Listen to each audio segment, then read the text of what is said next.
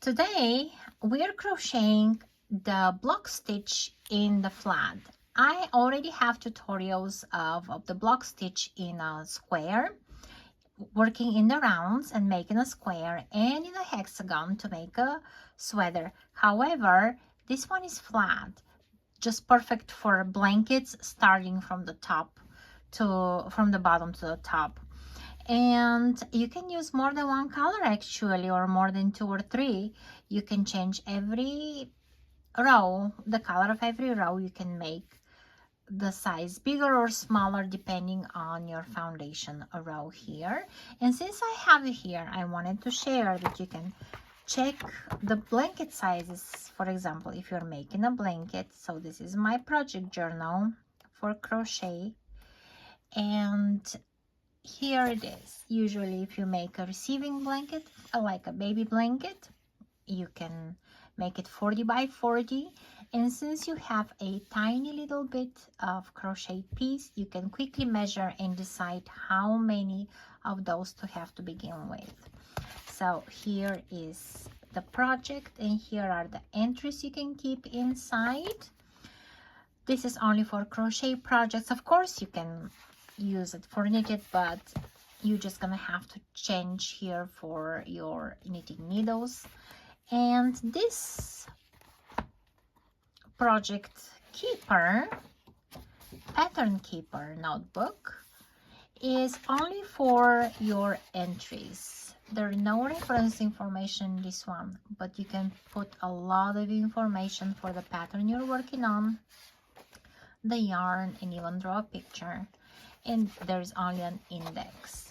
And look at this, look at these fun colors. I just love those cherries and all the pinks and bright colors. You can find them on Amazon.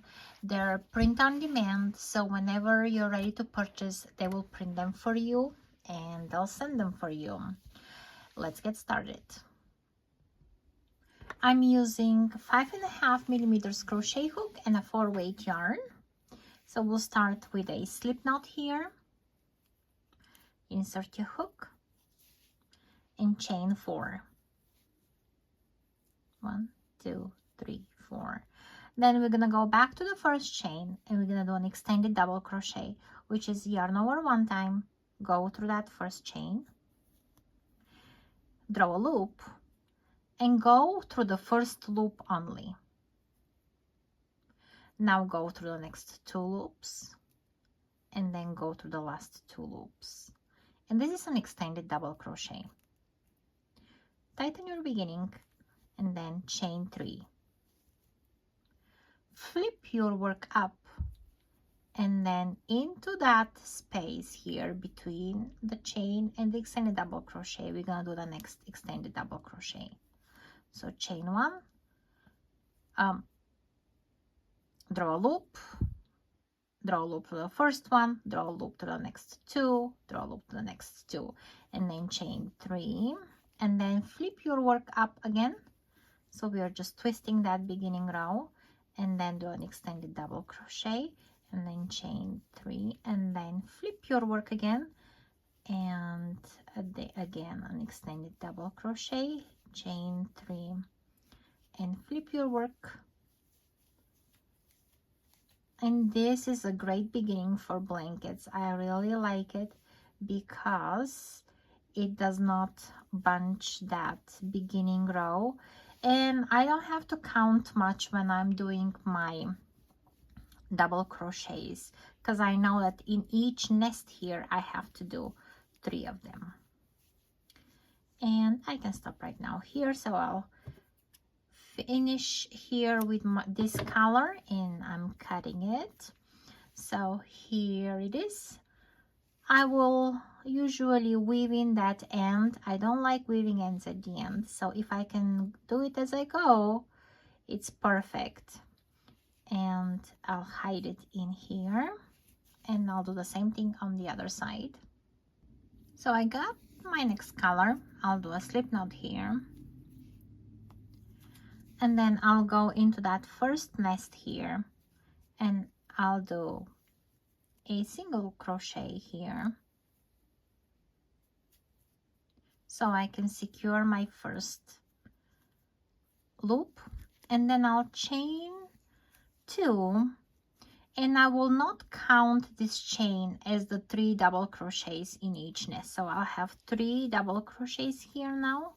That first chain and the extra double crochet at the end of the row will be my side stitches. So when I have like one straight side and I want to finish my blanket, I'm gonna use that stitch for that, so I don't need to have less stitches here at the edge.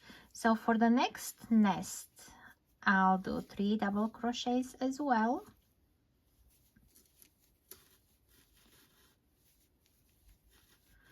and then the next as well. So this is what I'm talking about, that extra stitch here at the end. These are the places we're gonna use to make any border, or if you don't want to make any border, that's fine as well. I like those clear edges without borders, a little bit more modern. So, and I'll keep going just like this till the end. So when we reach the end of the row, before we draw the last loop between the last 2 loops here on the hook, we're gonna introduce the next color, and we're gonna draw it, that slip knot, through the last 2 loops on the hook. And now we can flip and turn the next row. I'm not gonna cut my gray yarn because I don't wanna, I'm gonna continue with the same color, but if you want to change the color, you can definitely cut it and change it. So here with my new color now, and I did an extra double crochet here into that last nest, so I actually have 4 double crochets.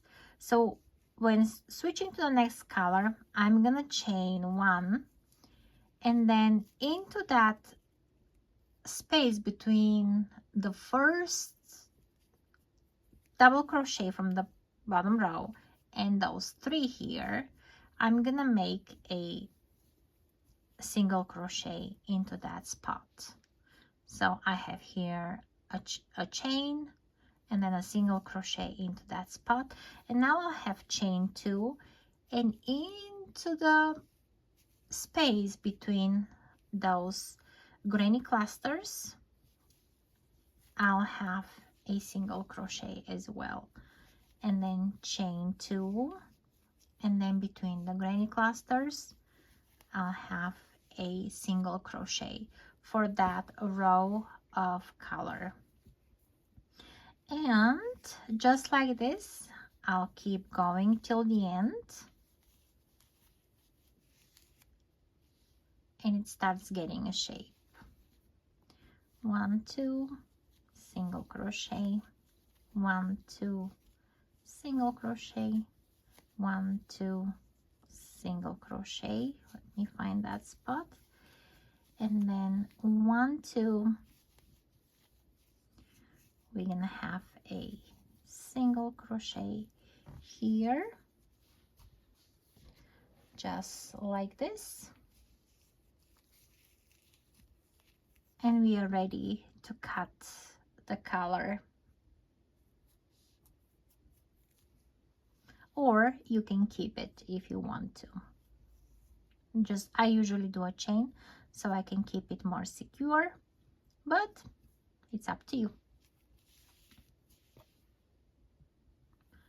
Okay, so because I didn't cut this color, I'm just gonna, I was here, I will go back to the main color, and I will make a loop going through that chain over here that we had next to the single crochet at the beginning. So I'm just gonna make my loop here just like this, like a chain, and then I'll chain 2 more. So this is our side stitch here, the one that we do not count. So we'll have 3 double crochets into each spot now that we did from the previous row into that chain space,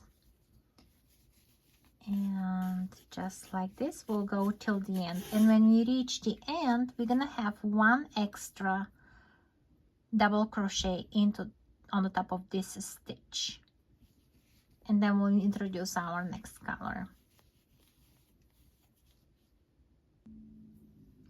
So here I am at the last cluster. Into that top stitch here, I'll grab like 2 loops from the stitch, and I'll do one last double crochet without finishing it.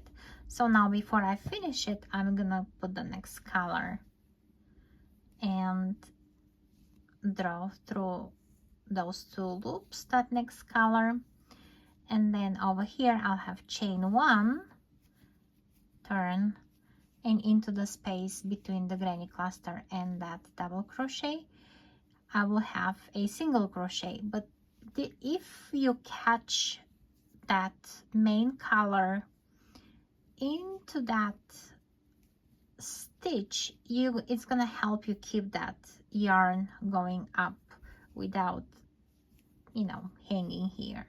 So I will do a single crochet, but I will trap my working yarn as well here. Single crochet like this, and then when I'm ready to go to the next row, I already trapped it here. So those little tricks help a lot of your work to look neat.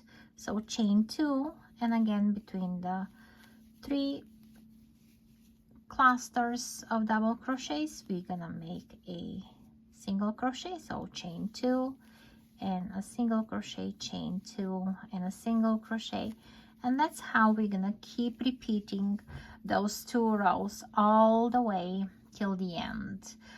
Either you're making a blanket or a cardigan or a sweater. It's a very nice and easy panel to do without much counting actually, because you will always end up with those little spots here to work on. So that's quite a mindless project. Happy crocheting!